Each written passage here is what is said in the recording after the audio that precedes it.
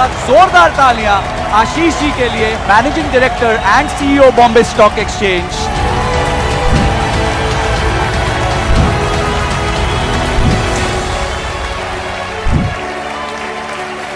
कई बार मैं पूछता हूं लोगों को कि रतन टाटा में, धीरूभाई अंबानी में, नारायण मूर्ति में समान क्या है, क्या चीज सेम है? कोई बोलता है फोकस, कोई बोलता है उद्योग, उद्यम।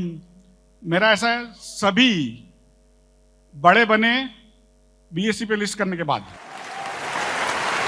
तो आपको बड़ा बनना है, बड़ा बिजनेस करना है, तो आपको लिस्ट करना पड़ेगा। लिस्ट का मतलब क्या है कि आपको बीएसई में अपने कंपनी के जो शेयर है, आपकी कंपनी नहीं है, कई लोग जो है वो इंडिविजुअल चलाते होंगे खुद ही प्रोप्राइटरी बेसिस पे, कई लोग जो है वो पार्टनरशिप करते होंगे, कई लोगों को कहा होगा कि भाई एलएलपी करिए, एलएलपी अच्छा है, लिमिटेड लायबिलिटी पार्टनरशिप करिए।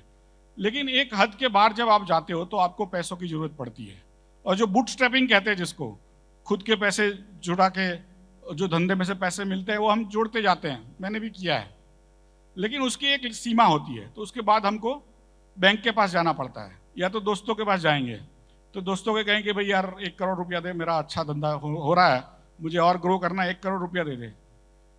तो दोस्त कहेगा यार मेरा तो यहाँ पे अटका हुआ है, वहाँ पे अटका हुआ है, मैंने तो ये कंपनी में शेयर लगा दे मुझे। भाई के पास जाएगा तो भाई भी कहेगा यार मेरा तो कल ही लोन लिया मैंने, अब तेरे को कहाँ से दूंगा। लेकिन वही भाई को कहेंगे, वही दोस्त को कहेंगे कि भाई मेरी तो कंपनी लिस्ट होने वाली है, उसमें आपको थोड़े शेयर लेने हैं, तो खुश हो जाएगा यार उसका दाम बढ़ भी सकता है, और आपको तो जानते ही है कि भाई उद्यमी है, पैसे बन रहे हैं उसके, तो उसको लिक्विडिटी मिलती है। नहीं तो आप 1 करोड़ उसके ले लोगे, बाद में जब उसको चाहिए होगा तो आपके पास नहीं होंगे, आप देना चाहते हो तो भी नहीं पाते, क्योंकि बिजनेस में अटके हुए हैं। तो इसी की वजह से जब आप लिस्ट करते हो तो आप कई भागीदार बनाते हो, और उससे छोटे छोटे पैसे लेते हो, और जब उसको बेचना होता है तो आपसे पास वापस आके नहीं लेता है, वो दूसरे किसी और को बेच देता है। और आप 1 करोड़ रुपया भी बीएसई से जुटा सकते हो, आप 5 करोड़ भी जुटा सकते हो। तो एसएमई प्लेटफॉर्म है बीएसई का, और स्टार्टअप प्लेटफॉर्म है, उसमें छोटे जो उद्योजक है वो भी आकर के वो अपने कंपनी के शेयर्स दूसरों को बेच सकते हैं। उससे जो पैसा मिलेगा उससे उसके सामने फिर आप बैंक के पास जाके और लोन ले सकते हो, बिकॉज जब आप बैंक के पास जाते हो तो बैंक कहती है कि भाई डेट इक्विटी क्या है, तो डेट इक्विटी 2:1 है, तो आप 1 करोड़ रुपया लोगों जुड़ा रहे हो तो आप 2 करोड़ बैंक से भी लोन लेकर के 3 करोड़ रुपया आप धंधे में वापस लगा सकते हो। और वो जब उसका जो मुनाफा आएगा वो आपके जितने भी पार्टनर्स हैं उन्होंने जितना शेयर लिया हो उसके उतने हिसाब से उसके आपकी पार्टनरशिप में उसका हिस्सा बन जाता है। कोई जो आपको पहचानता भी नहीं है वो आपकी कंपनी में पैसा डाल रहा है, आपकी कंपनी में कभी आएगा भी नहीं, फिर भी वो पैसा इसलिए डाल रहा है कि उसको भारत पे विश्वास है, भारत की अर्थव्यवस्था पे विश्वास है, भारत के रेगुलेशंस पे विश्वास है कि जो उसका पैसा जा रहा है वो व्यर्थ नहीं जाएगा, और जो प्रॉफिट बनेगा वो आप भले कंपनी चला रहे होगे लेकिन उसके हिस्से का प्रॉफिट उसके हिस्से में आएगा। तो ये जो समाज एक दूसरे पे भरोसा करता है वही समाज समृद्ध बनता है, वो समाज वेल्थ क्रिएट करता है। तो मेरे हिसाब से आप सभी के सभी, आपको रतन टाटा बनना है, नारायण मूर्ति बनना है, अजीम प्रेमजी बनना है, सभी के सभी धीरूभाई अंबानी बनना है, तो आपको बीएसई पे लिस्ट करना पड़ेगा। तो वेट क्यों कर रहे हो? ये खत्म होते ही आप बीएसई को संपर्क करिए ashish.chauhan@bseindia.com, और अपने आप को लिस्ट कैसे करते हैं उसकी जानकारी प्राप्त करिए।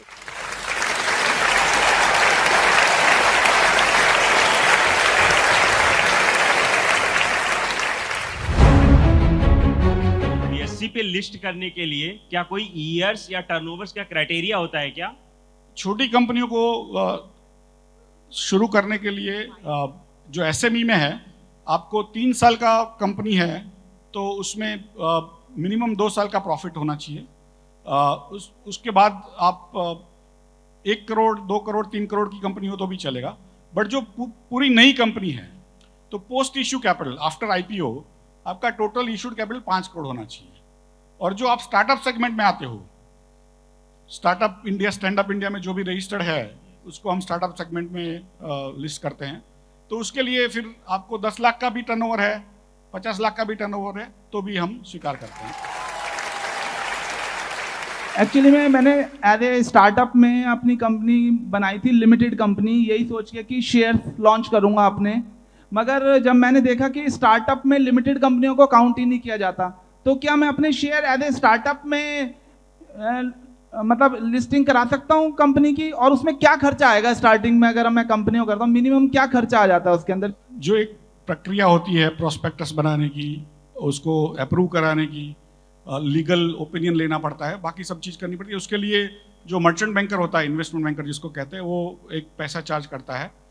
तो वही फीस जो आपने कहा करीब 30 से 50 लाख रुपया वो शुरू में चार्ज करते हैं। उसमें से थोड़ा एक पार्ट है, आप उनको जो जेब खर्ची का पैसा है वो आप उनको रोकड़े में दे सकते हो। बाकी ये उसको कह सकते हो कि तुमको मेरे पे भरोसा है, मेरे बिजनेस में भरोसा है, इसलिए तो दूसरों को बेच रहे हो, तो मेरी शेयर कंपनी के शेयर ही तुमको देता हूँ इतने भाव के, तो तुम रख लो। तो जो टोटल कॉस्ट है इनिशियल, वो आपके पैसे आपके पास रहेंगे और उसको उसके सामने आप शेयर दे सकते हैं।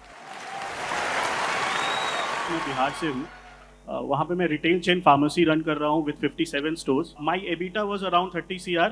Last year it was around 3 CR, this year it was around 30 CR। Is it the right time to get into listed on BSE और get funds from the go for the Series A investment? बहुत अच्छा सवाल है और अच्छा धंधा है भाई, तालियां।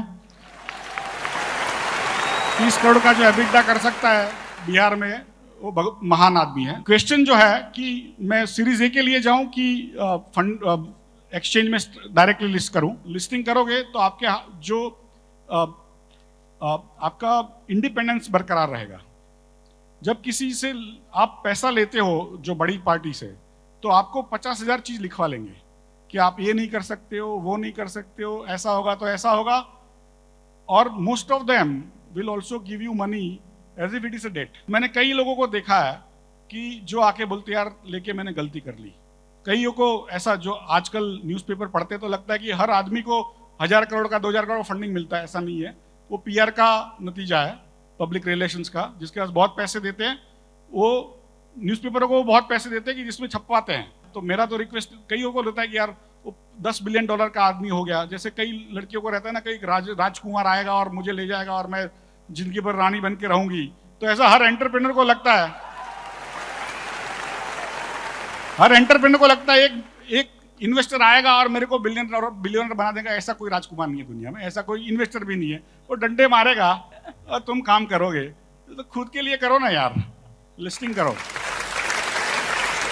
आप में से जिसको भी बिजनेस स्टार्ट करना है, बिजनेस बढ़ाना है या बिजनेस को एक स्केल अप ग्रोथ पे लेके जाना है, बिजनेस कोचिंग प्रोग्राम है आपके लिए। बिजनेस कोचिंग प्रोग्राम आपकी पूरी लाइफ को बदल सकता है। आज रियल में बिजनेस की वो भगवत गीता का ज्ञान मिला जिससे हमें पता चलेगा कि कैसे बिजनेस सक्सेसफुल होगा। यहाँ पे बिलियनियर प्रोफेसर भी आ रहे हैं जहाँ से आप सीख करके अपने बिजनेस को नेक्स्ट लेवल पे बढ़ा सकते हो। आपको हर चीज मार्केट में मिल सकती है, बट एक चीज जो आपको कभी नहीं मिल सकती वो है बड़ा बिजनेस के बिलियनियर प्रोफेसर। आप समझ नहीं सकते, आज मैंने 3 घंटे के अंदर अपने दिमाग का जो ढक्कन है ना, वो खोल के रख लिया है बिल्कुल। बिजनेस कोचिंग प्रोग्राम वो प्रोग्राम है जो कि दुनिया की सबसे बड़ी वीडियो लाइब्रेरी बिजनेस प्रॉब्लम